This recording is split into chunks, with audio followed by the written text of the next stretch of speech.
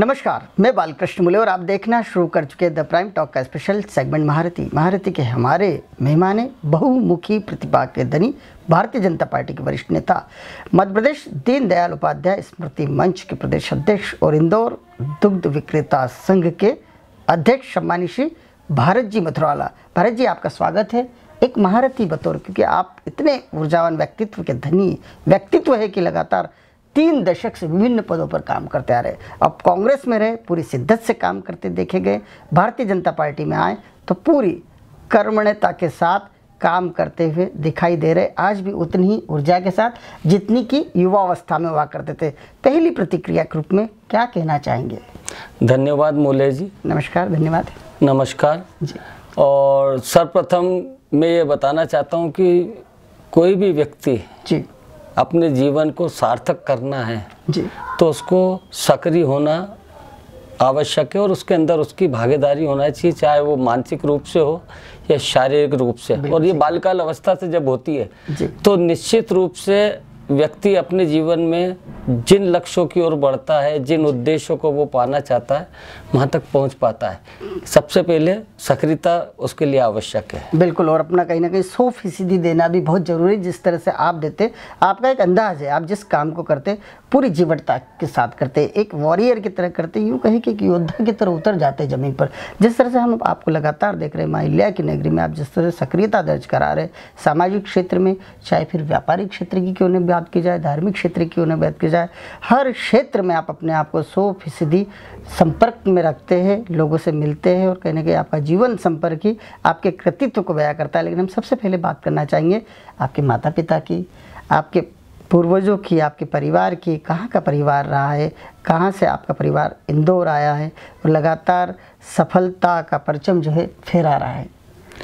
करीब 98 वर्ष पूर्व क्या बात, मेरे जो ग्रैंडफादर है, दादाजी जी, वो इंदौर आए थे मथुरा से। क्या शुभ नाम है उनका? उनका नाम नत्थीमल जी गुप्ता था और वो शारीरिक रूप से थोड़ा शौकिया तौर पे पहलवान थे, कुश्ती के और शरीर में मतलब वर्जिश के। क्या बात। इंदौर आए तो उन्होंने अपने 5 पुत्र जो हैं जी, उनको भी पहलवान बनाया। क्या बात। जिसमें से जो रामजी दास हैं और रघुवीर दयाल जी हैं, ये इंदौर के बड़े नामी पहलवान रहे जी, जिनको राज परिवार भी राज पहलवान बनाना चाहता था। लेकिन हमारे बाबा जी ने बड़ी विनम्रता से कहा कि महाराज ये आपके बच्चे हैं, तो उन्होंने इंदौर से लेके महाराष्ट्र, उत्तर प्रदेश, पूरे देश के अंदर कुश्ती में अपना झंडा गाड़ा जी।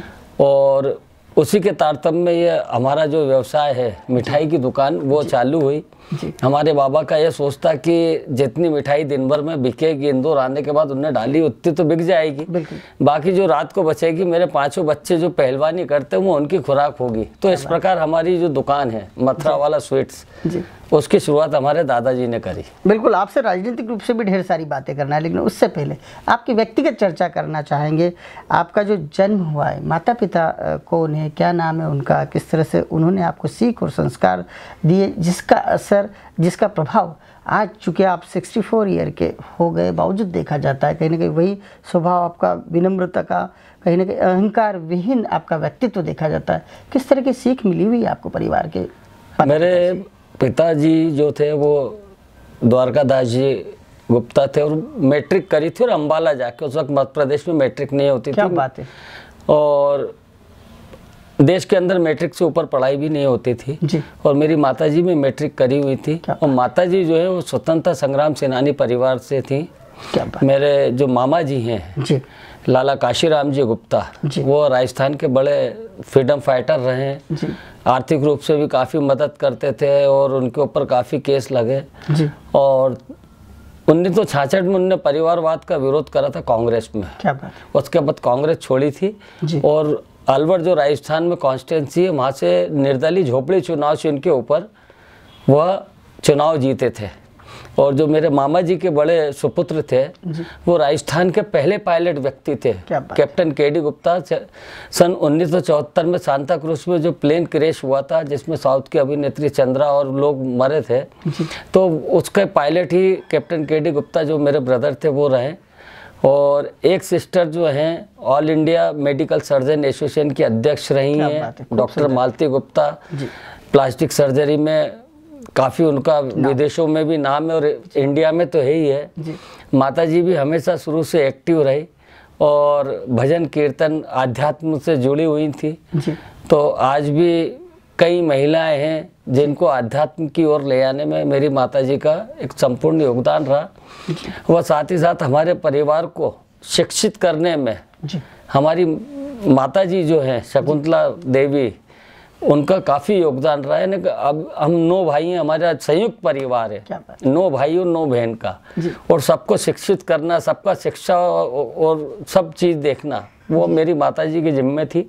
बिल्कुल, आपका जो पारिवारिक पृष्ठभूमि कहेंगे हम काफ़ी सशक्त है, जिस तरह से आपने पूरी स्मरण क्षमता के साथ एक एक व्यक्ति के बारे में जिक्र किया और उनका जो वैभव है, उनका जो व्यक्तित्व है, जिस अंदाज में बताया, मुझे लगता है कि भारत जी आपके पास वो सारे गुण विद्यमान हैं आपके भीतर जिसका उपयोग समय समय पर आप करते हुए दिखाई देते हैं।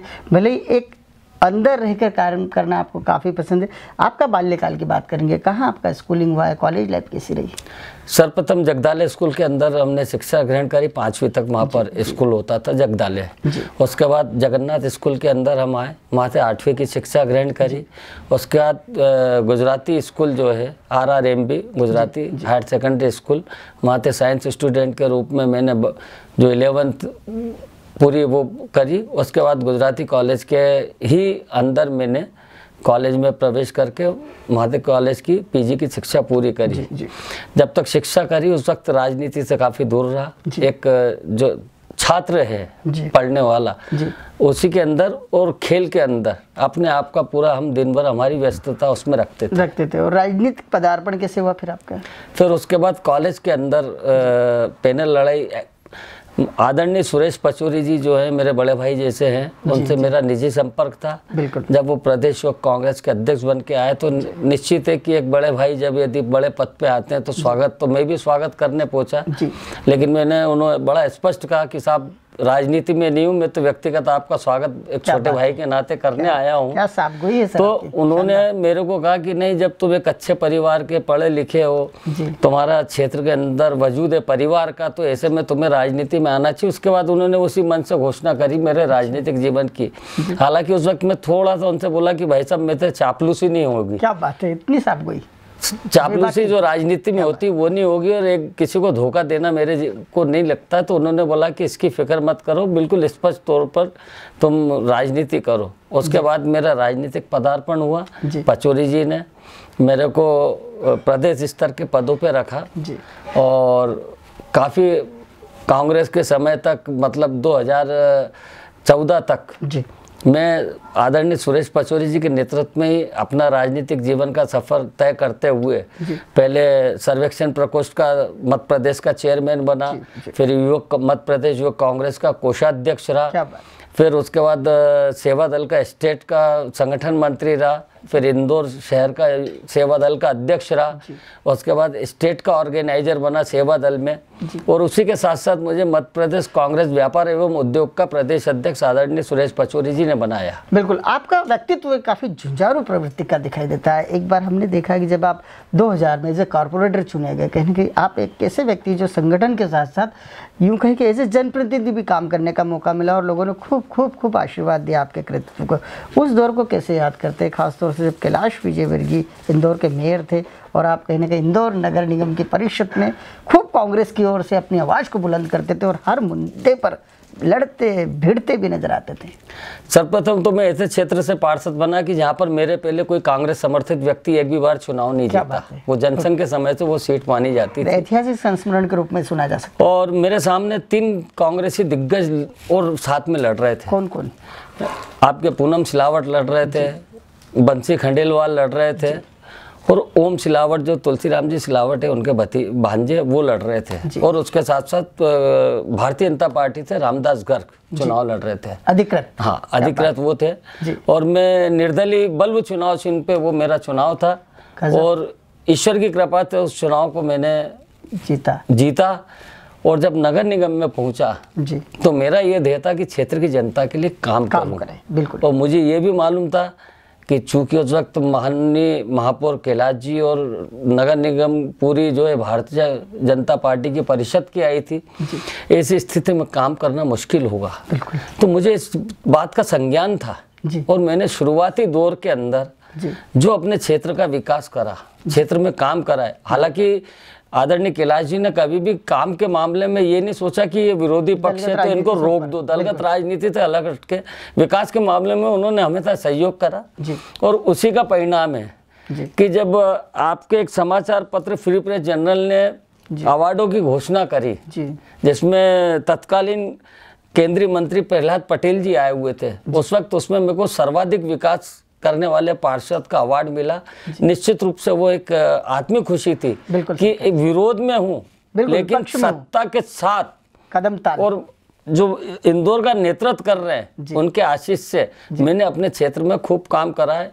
पानी की समस्या थी, पानी शायद इंदौर में पहली बार मेरे ही वार्ड में टोकन सिस्टम पे बटा है। क्या बात है। आज तक उसके अलावा टोकन सिस्टम से पानी नहीं बटा और उसकी समस्या के लिए हम लड़ते रहे, विकास भी खूब करा है, आनंद भी खूब आता था, विरोध भी होता था। और मैं अकेला ऐसा पार्षद हूँ जो भूख हड़ताल पे भी बैठा, आंदोलन भी करे, 15 दिन जेल भी रहा, और वो सफाई कर्मियों के लिए, क्योंकि मेरा ये मानना था कि नगर निगम की जो 80% कर्मचारी हैं वो वाल्मीकि समाज के हैं। और निश्चित रूप से पूरे शहर आज इंदौर में 4 बार इंदौर नंबर 1 आया तो वो उनकी देन है। लेकिन उन्हीं का परिवार गंदगी और उसके बीच रहता था कि जो स्वास्थ्य के लिए ठीक नहीं है। और मेरे क्षेत्र में चूंकि वो कॉलोनी आती थी, हरिजन कॉलोनी, गाड़ी अड्डा वाली, तो वहाँ के विकास के लिए मैं सतत निरंतर लड़ाई लड़ता रहा, माननीय महापौर जी से भी और पूरी परिषद से भी। और ईश्वर की कृपा है कि वहाँ पे सड़क, पानी, बिजली, बोरिंग सबकी व्यवस्था हमने करी 5 साल में। भारत जी बिल्कुल सही कहा आपने कि आप जिस शिद्दत के साथ में इंदौर नगर निगम में एज ए कॉर्पोरेटर अपने क्षेत्र की बात करते हैं तो क्षेत्र के साथ साथ कहीं ना कहीं उसका असर जो है पूरे इंदौर शहर पर देखा जाता था।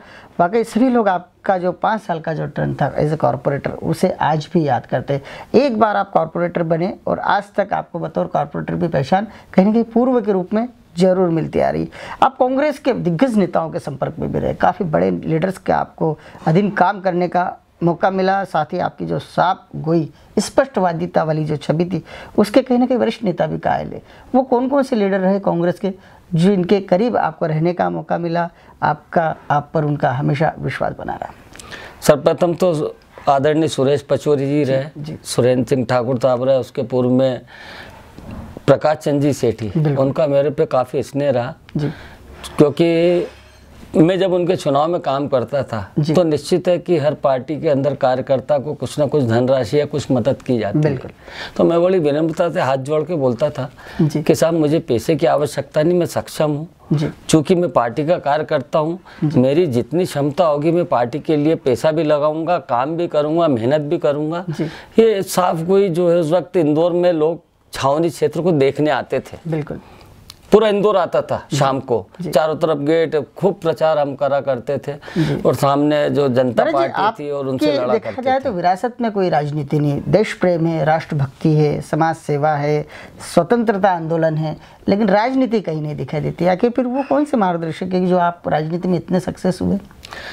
सर्वप्रथम तो कहना चाहिए कि परिवार के अंदर स्वतंत्रता संग्राम सेनानी परिवार का खून है, क्योंकि मेरी माता जी भी स्वतंत्रता संग्राम रही, सेनानी रही। और मेरे 2 मामा थे, दोनों मामा स्वतंत्रता संग्राम सेनानी रहे, एक वो रहे। एक चीज़ हमेशा जीवन के अंदर माता पिता से हमने सीखी है कि जो भी काम करो उसको कर्तव्य निष्ठा और ईमानदारी से करो। और चूंकि मैं कांग्रेस से जुड़ा हुआ था, एक ऐसे परिवार का मैं बच्चा था कि जहाँ बचपन से मेहनत और काम करने में कोई शर्म नहीं रखी गई।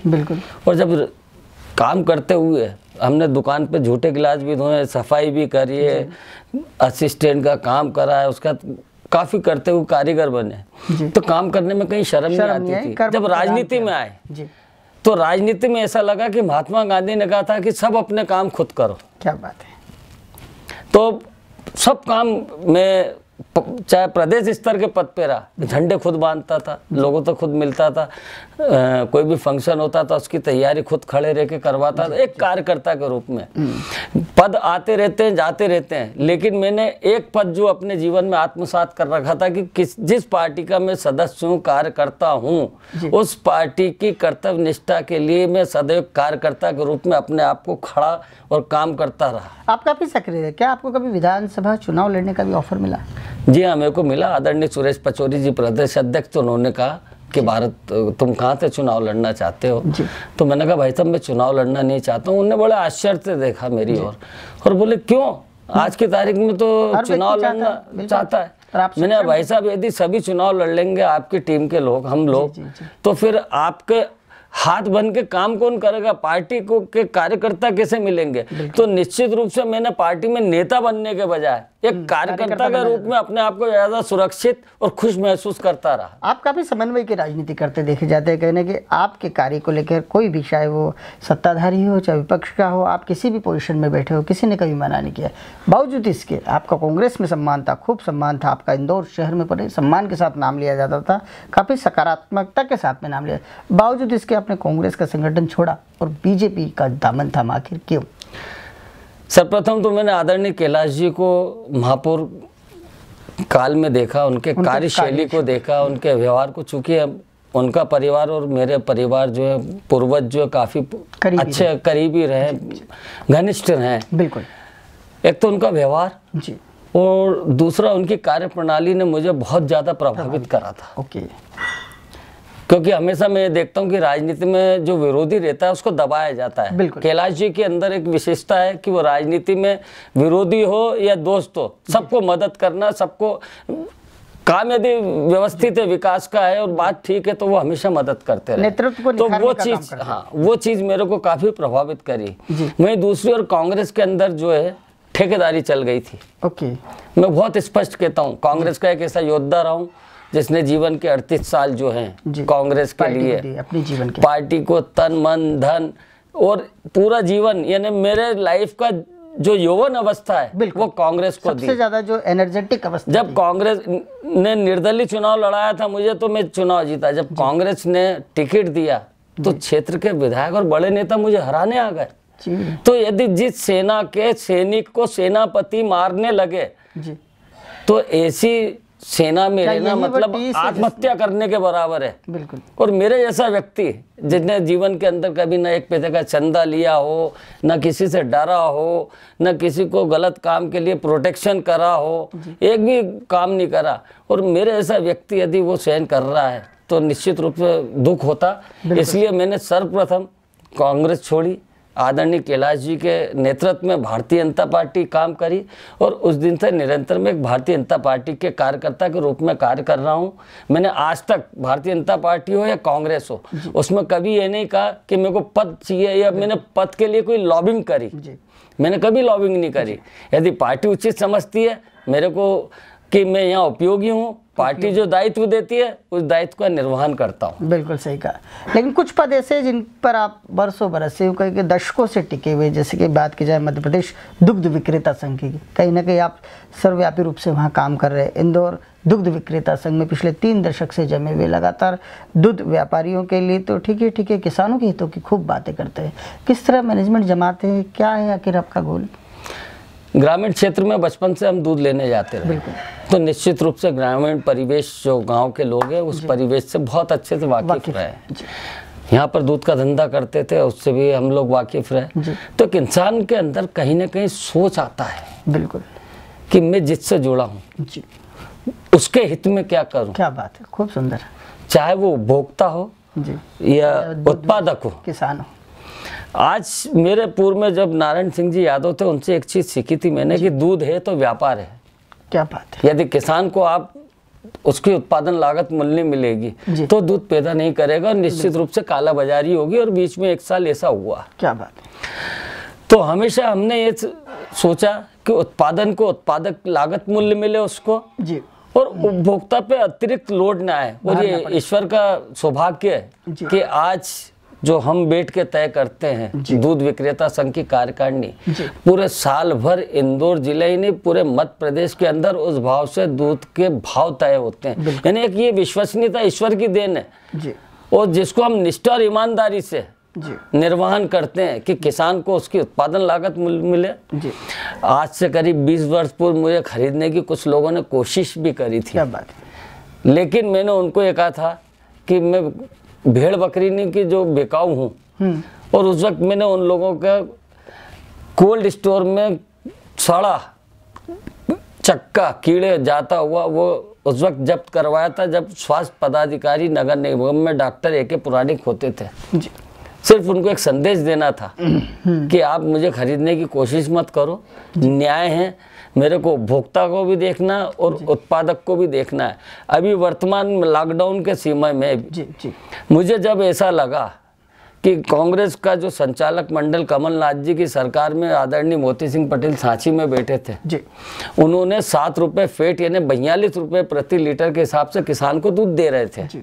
बहुत अच्छा लगा। उस वक्त हमने भी 7 रुपये 42 रुपये प्रति लीटर किसान को दिया, उसको लागत मूल्य मिलना चाहिए। बिल्कुल। लेकिन जैसे ही सत्ता परिवर्तन हुआ, लॉकडाउन हुआ, शिवराज जी की सरकार आई तो उन्होंने पहले 60 पैसे फैट यानी 3 रुपये 60 पैसे कम करे, फिर 3 रुपये कम करे, फिर 3 रुपये कम करे, ऐसे 1 लीटर के ऊपर 9 रुपये 60 पैसे जो है उनने कम करे, जिससे कि किसानों की कमर टूटने लगी। हमने उस वक्त कहा था कि हमने इसलिए कम नहीं करा है कि किसान की फसल खड़ी हुई है, बाजार मंडी बंद है, मजदूर मिल नहीं रहे, ऐसे में किसान के परिवार की जीविका कैसे चलेगी। बिल्कुल सही कहा आपने। और ये विषय एक ऐसा है आपका दूध का कहीं ना कहीं दिल से निकलता है और आप किसानों के हितों में लगातार निर्णय करते हैं। कई बार न्यूसेंस भी देखा जाता है दूध के भाव को लेकर या दूसरे ग्रुप्स जो काम कर रहे हैं उनको लेकर। कभी आपको टेस्ट से लगती है कि वाकई जो आप सकारात्मकता के साथ में आगे बढ़ रहे किसानों का, उपभोक्ताओं का हित साधने की कोशिश कर रहे हैं, लेकिन आप ही के सेगमेंट के लोग जो है कहीं ना कहीं ऐसा कुछ माहौल बन जाता है जिसके बाद ग्राहक जो है, किसान जो है दिग्भ्रमित होते हैं, किस तरह का संदेश रहेगा आपका? शुरुआत तो उत्पादक जो संघ था उससे चर्चा होती रहती थी, विवाद भी होते थे, आखिर निर्णय भी हम लोग जो, क्योंकि हमारा उद्देश्य बड़ा साफ होता था तो हम उसमें कामयाब रहते थे। तो निश्चित है कि जहाँ धनात्मक है अच्छा वहाँ पे ऋणात्मक ऊर्जा भी मिलेगी आपको, और दोनों मिलेगी जब ही जाके आपकी बैटरी चार्ज होगी। क्या बात है। तो सबसे बड़ी बात यह है कि इंदौर के अंदर कुछ लोग हैं, 2-3-4 लोग हैं, 2-3 लोग ही हैं जिन्होंने एक फर्जी संगठन बना लिया, प्रेस नोट भी दे देते हैं और घर बैठ जाते हैं। पूरी कार्यकारिणी नहीं है। इंटरव्यू चल रहा है इसलिए हम ज्यादा नकारात्मक बातें उसमें मैं बताना चाहूंगा कि वो उनका भाव खोल के, लेकिन मैं ये बताना इसलिए आवश्यक है कि भाव कुछ भी खोलें, लेकिन उनका व्यापार जो है इंदौर दूध विक्रेता संघ के माध्यम से जो भाव तय होता है उस पे ही वो भाव करते हैं और किसान उनको उन्हीं भाव में दूध देता है। किसान उस भाव में दूध देता है तो उपभोक्ता को भी उनकी मजबूरी रहती है कि इंदौर दूध विक्रेता संघ के भाव से ही दूध देना पड़ता है। जीत आपकी होती है अंततः। निश्चित रूप से सत्य जो है पराजित नहीं होता है, परेशान हो सकता है। आप छावनी खर्ची व्यापारी संघ के बतौर अध्यक्ष काम कर रहे हैं, वो भी 30 साल से काम कर रहे हैं। किस तरह का कृतित्व है, किस तरह व्यापारियों को आपके रहते हुए, अध्यक्ष रहते हुए प्रोडक्शन मिलता है? प्रोटेक्शन तो क्या है, हम एक अंग हैं वहाँ का, व्यापारी का। जब से मैं अध्यक्ष बना, शुरू में यहाँ पे थोड़ी गुंडागिर्दी भी थी, वो रोकी, चंदाखोरी होती थी, वो रोकी। आज ईश्वर की ऐसी कृपा है कि कहीं ये सुनने में नहीं आता है कि छावनी के अंदर चाकू चले, लूट हो गई या किसी महिला की चेन स्नैचिंग हो गई। इस प्रकार की एक भी घटना हमको सुनने को नहीं आती, क्योंकि हम यहाँ व्यापारियों का संगठन लेके चल रहे हैं। चूंकि मेरी उम्र जो हो गई है 60 के ऊपर, तो निश्चित रूप से मैं कुछ जो हमारे दूसरे व्यापारी परिवार के बच्चे हैं, नौजवान हैं, उनको धीरे धीरे अभी ट्रेनिंग दे रहा हूँ कि आप लोग 2-3 साल में से ट्रेनिंग ले लो, मेरे उसमें काम कार्यशैली को देख लो और उस अनुसार फिर इसके बाद मुझे इस पद से मुक्त करो, क्योंकि मैं भी जीवन में एक उम्र के बाद ये चाहूंगा कि नए बच्चे आए, आगे आए, नेतृत्व करे, और चाहे राजनीति हो या व्यापारिक संघ हो या दूध संघ हो, बिल्कुल मेरा हमेशा ये प्रयास रहा कि एक पद पे खुद नहीं बने रहना। हाँ, मजबूरी में तो कई बार अपने संघों में बोल चुका हूँ कि साहब मेरे को मुक्त कर दो, पद मुक्त, लेकिन नहीं कर पा रहे। तो अब मैंने रास्ता देखा है कि नई टीम को लेके उनको प्रशिक्षित करके उनको धीरे धीरे ये सब सौंपना है। बिल्कुल, आप कहने की बेहद सकारात्मकता के साथ में युवाओं को साथ में रखते हैं, खासतौर से अपने परिवार के बच्चों को भी साथ साथ लेके काम करना चाहते हैं और लगातार कोशिश ये करते हैं कि वो सारी खूबियाँ उनके भीतर डाल दे। क्योंकि कई बार ये होता है कि लोग अपनी जो अच्छाइयाँ दूसरों को बताना नहीं चाहते, बचाना चाहते कि लोग परेशान होते हो, भले ही परिवार के क्यों ना लोग, लेकिन आपकी कोशिश हमेशा रहती है कि जो मुझे अनुभव के रूप में मिला है वो मैं आपके भीतर डाल दूँ। आप काफ़ी सकारात्मक है, यही कारण है कि आध्यात्मिक भी है। किस तरह का अध्यात्म है, किस तरह गुरुजनों का आपको आशीर्वाद मिला है, बचपन से लेकर अभी तक किनके सानिध्य में रहने का मौका मिला है? क्योंकि आपसे जब भी मिलो कहीं ना कहीं अतिरिक्त एनर्जी के साथ आप मिलते हैं और पूरी तरह से जो भी व्यक्ति आप तक पहुंचता है कहीं ना कहीं निराश होकर नहीं जाता। सर्वप्रथम तो जो हमारा परिवार है जी, वह केवलेश्वर, जहाँ पे शिप्रा नदी का उद्गम हुआ है जी, वहाँ तो उस पवित्र स्थल से जुड़ा हुआ परिवार रहा है जी। और जो बड़े बाबा, हम बचपन में हम छोटे छोटे थे, देख रहे थे नेकर उम्र में त्र्यंबकपुरी महाराज जी, जिनने 135 वर्ष की आयु में देह त्यागी थी, वो समाधि ली थी। उसके बाद महादेव बाबा, छोटे बाबा थे, उनने फिर समाधि ली। अभी वर्तमान में जो हमारे बाबा हैं धर्मेंद्र पुरी जी, वो उस पीठ को देख रहे हैं। लेकिन मेरा जो जुड़ाव रहा है शंकराचार्य स्वरूपानंद जी भगवान से भी रहा है। उनसे मेरे घर भी पधारे हैं, वो पादुका पूजन हुआ है। श्रृंगेरी पीठ के शंकराचार्य जी भी जो है उनका भी पादुका पूजन हुआ है। विद्या धाम के जो गिरजानंद जी सरस्वती महाराज हैं, उनसे भगवान, उनसे काफ़ी पारिवारिक रहा। और जहाँ पे विद्याधाम में जब भी कोई बड़ा आयोजन होता था, यज्ञ वगैरह होते थे, तो कुछ जवाबदारी हमारे ऊपर उनके आदेश से दी जाती थी, जिसका निर्वहन इंदौर दूध विक्रेता संघ पूर्ण रूप से करता था। उनका हमेशा हम पे सानिध्य बना रहा, चूँकि मथुरा से जुड़े हुए हैं। बिल्कुल, और पिता का नाम द्वारका है। बिल्कुल, क्या बात। तो निश्चित रूप से कहीं ना कहीं धर्म की ओर झुकाव रहता है। बिल्कुल सही। एक बार परिषद के अंदर का किस्सा है कि गुड़ी पड़वा पे जो लाइटें लगी थी, तो मैंने थोड़ा सा उस वक्त कहा था, महापौर थे कैलाश जी थे, कि मैंने भाई साहब ये लाइट लगाने के बजाय जो पैसा ठेकेदार को दे रहे हैं, इससे कोई अपन वाटर लारी या कोई भी ऐसा इंस्ट्रूमेंट खरीद लें कि जिसको गुड़ी पड़वा पर्व के नाम से हम चलाए, तो लोगों की सेवा होती रहेगी साल भर। तो मेरे एक मित्र थे पार्षद कैलाश यादव जी, शायद वो उस वक्त नहीं समझ पाए थे मेरी भावना को। उन्होंने कहा था ये क्या मथुरा वाला जी तो समझते नहीं गुड़ी पड़वा और धर्म को। तो मैंने उनको कहा था, मैंने कहा आदरणीय महापौर जी, जहाँ से सनातन धर्म को नई दिशा और आयाम मिले हैं वो स्थान है मथुरा। बिल्कुल। और जिस देश से मिले हैं जी, जहाँ सनातन धर्म की बेस है वो है भारत। बिल्कुल। यदि मेरा नाम भारत मथुरा वाला है तो निश्चित रूप से धर्म के जुड़ा होना मेरा स्वभाव और मेरी जिज्ञासा रही है। तो इसलिए परिवार शुरू से मथुरा वाला परिवार जो धार्मिक रूप से जुड़ा रहा, जो भी संत समाज हैं, जो भी दिन दुखी हैं, जिनको मदद करना चाहिए वो बताना नहीं चाहते। बिल्कुल सही। हम हमारे कार्य को निष्ठा से, ईमानदारी से पूरा करते हैं। दिखाई देता है, आपके चेहरे का ग्लो बताता है, क्योंकि आप जिस तरह से 64 ईयर के होने जा रहे हैं और आपके चेहरे का जो नूर है, ललाट पर जो चमक है, वो बताती है कि आप कितने आध्यात्मिक है, किस तरह से अपने आप को फिट फिट रखते हैं। किस तरह का व्यायाम होता है आज के समय में, क्योंकि आप पूरी तरह से स्वस्थ है, पूरी तरह से जवा है, बहुत क्रियाशील है। शाम को मैं और मेरी धर्मपत्नी जी कविता जी जो है वो हम शाम को इवनिंग वॉक पे जाते हैं। शुरू में तो हम विजय बहादुर उस्ताद के अखाड़े से पारिवारिक रूप से पुश्तैनी रूप से जुड़ी रहे। आदरणीय तुलसीराम जी सिलावट जो है मेरे बड़े ब्रदर स्वर्गीय महेश गुप्ता जी के साथ व्यायाम करते थे। मतलब तुलसी भैया उनको बड़ा भाई मानते थे और हम तुलसी भैया को बड़ा भाई आज भी मानते हैं। बहुत सुंदर। चूँकि हमारी 3 पीढ़ियों का संबंध विजय बहादुर व्यायामशाला से रहा है।